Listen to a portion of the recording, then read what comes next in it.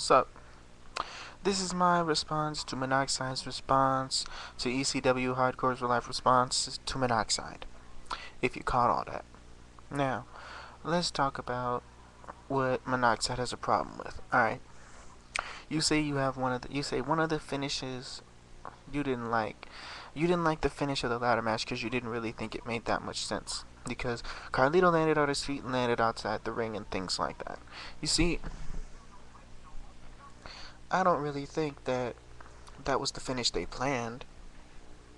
I don't think that was the finish they planned. I think that the finish was supposed to be, more a little bit more dramatic and stuff, But why can't we just say that Carlito botched that? He landed on his feet and went out the ring. I guess he botched it. He didn't want to do, any more of the match, and I guess he wanted to finish it off that way with Jeff throwing him off the ladder. I'm pretty sure there was supposed to be a better finish than that, but wrestlers botch all the time. They get it done with. Now let's see what we go with memory here. The first segment, no, it was like Sunny coming out. Sunny looks as good as ever, but I gotta agree with you on the point. See, it was funny, but Triple H. Whenever Triple H has his way with creative control of what he wants in the when he has creative control of what he wants with the show to happen or make himself seem like this big time thing like that, it always turns out to be, most of the time when he's doing it himself. Like when he first came back and he was Mr. Untouchable and he was burying everybody, the tag team champions and everything like that. I was down on Triple H. I'm always down on Triple H just because. And this little skit right here, what I want to know is how is this going to feed into any fuel between him and Jeff Hardy, unless you're trying to keep Triple H face after he faces Jeff Hardy, which I don't really get that at all. But if anything, what you should have done was you should have had Triple H come out after the ladder match and beat up Jeff Hardy with that sledgehammer. But I guess you wanted to keep him face because you were going to bring DX back for the rest of that night or whatever. But I don't know. It should be some sort of confrontation before the pay-per-view. It's got to be more than just two friends liking each other. Triple H needs to put Jeff Hardy over. He needs to put Jeff Hardy in some sort of danger where Jeff Hardy, someone in his position isn't going to win, but then he's going to pull it out. Not the overcome the odds John Cena kind of stuff, but make it like Jeff Hardy is fighting the best Triple H. The Triple H that is really trying to win out there. Not the Triple H that's trying to be all palsy walsy with everyone. If you get what I mean. So I can agree with you on that in the first part of the show. However, the ladder match up to that last botch by Carlito was a very good ladder match in my opinion. I've seen better, but then again I've seen much worse. Uh, but that was a pretty good match. There was a lot of good spots in that. Now let me see. Lita and Trish, their return. It was an okay skit. I expected it to happen, but I wish Lita. I wish they weren't all palsy walsy at the end, but that's just me. I expected it. I expected it. And the ending where Vince McMahon said he was the best superstar and then got beat up by everyone. I expected that to happen too. Um, One thing about the WWE, it can't become predictable in areas like this. I mean, if he'd have said somebody, like if he'd have been serious about it, it would have been pretty interesting. I know he's just trying to build heat for himself, but what is Vince McMahon doing that is going? What storyline is he in right now that he needs more heat? He doesn't need any more heat. He's freaking Vince McMahon. People hate him already. No, he doesn't really need to build anything else. Why do you need to get more heat from the crowd? You already got heat, so say yourself. Is like the crowd's like, oh. The segment between Eric Bischoff and Chris Jericho was pretty good. Chris Jericho said a pretty nice rhyme there, but I know the segment could have been better, and it's probably not one of the best segments he's had since his return, but since his return he's only had two other segments, and he is just getting back to he's only had about three other segments since returning.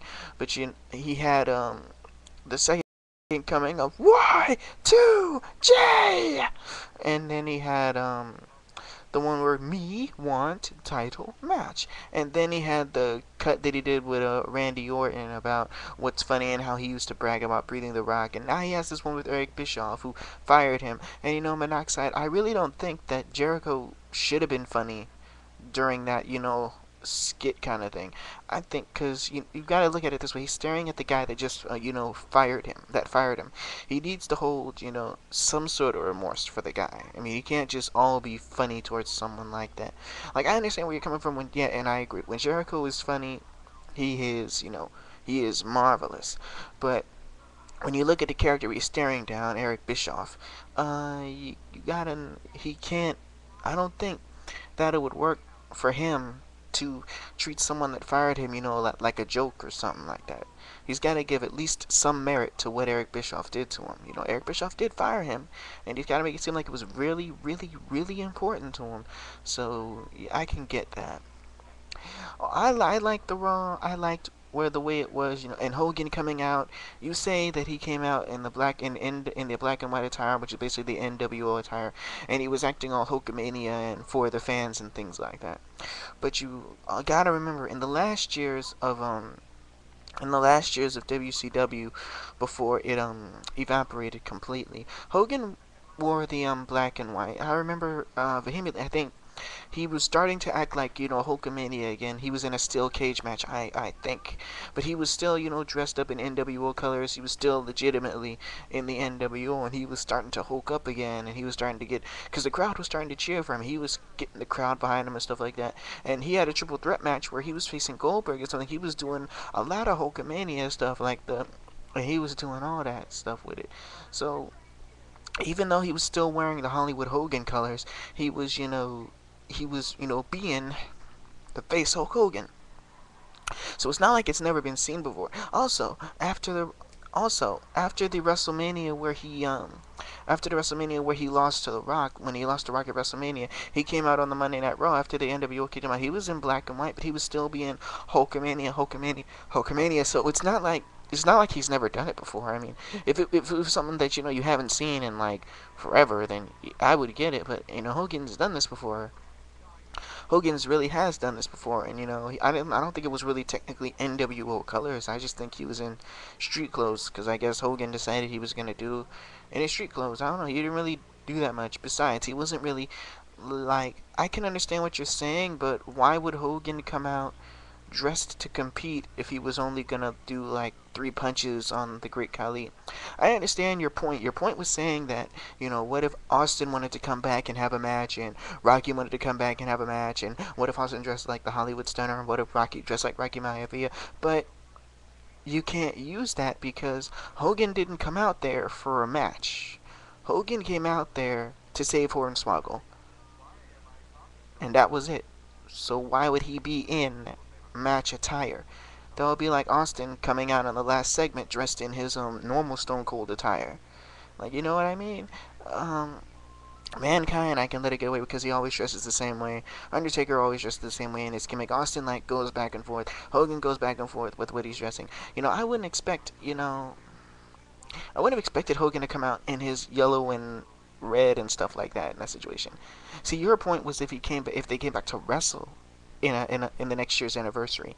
And of course, if you came back to wrestle, of course you can't do it in your street clothes. But Hogan didn't come to wrestle. Hogan came to land 3 or 4 punches on the Great Khali and drop him, and entertain the fact that he could power slam him. And that was it. And to promote American Gladiators. And I don't think Hogan would need his wrestling attire in order to do that. That's just my opinion, but I gotta see what your response is gonna be to that. All in all, I think it was a pretty good show. I think they could have done more with it, but 15-year anniversary. I marked out for RVD. I marked out when Steve Blackman came back. Yeah, Steve Blackman needs to return. I mean, he looks the same. It's just awesome. It's awesome. If RVD, what I would have rather liked if RVD, more than just Santino trying to talk trash to RVD and things like that, um, maybe RVD doing more than 2 moves to bury Santino Marella. I think they should have given this, a legitimate match a chance, like they did like make it seem like Santino Marella could win it. I know Santino's gonna get a push and he's gonna be a big time heel in the future, but don't let RVD, if he's just coming back for one night, bury him in 2 moves. Like, if you get what I'm saying, that's the only problem I have with RVD coming back. He did 2 moves, and I think that he should have given a little bit more. But I guess there's no way you could get RVD to come back, quick squash match or something like that.